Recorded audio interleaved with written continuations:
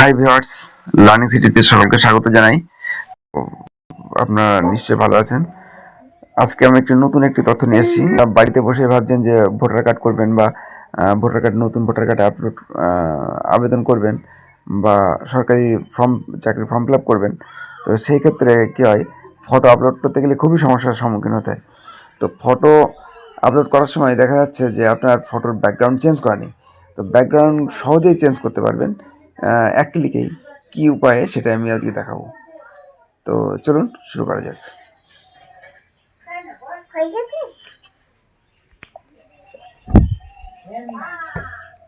দেখুন, প্রথমে আপনি আপনার গুগল ক্রোম ব্রাউজারে চলে আসবেন। ব্রাউজারে এসে প্রথমে সার্চ বারে আসবেন।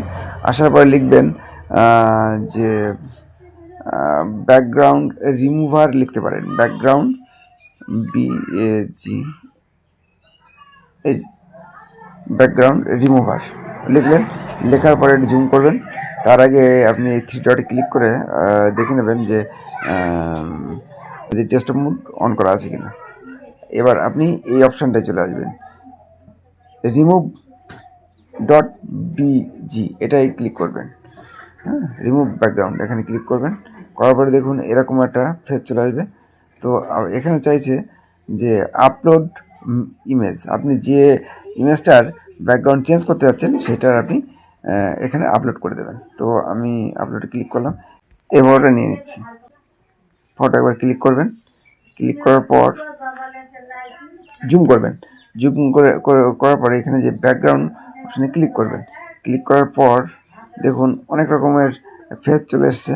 তো আপনি যে কালার আছে, কালার লেখাটা রয়েছে, এই কালার লেখাটা আপনি ক্লিক করবেন। কালার লেখাটাই আপনি ক্লিক করবেন।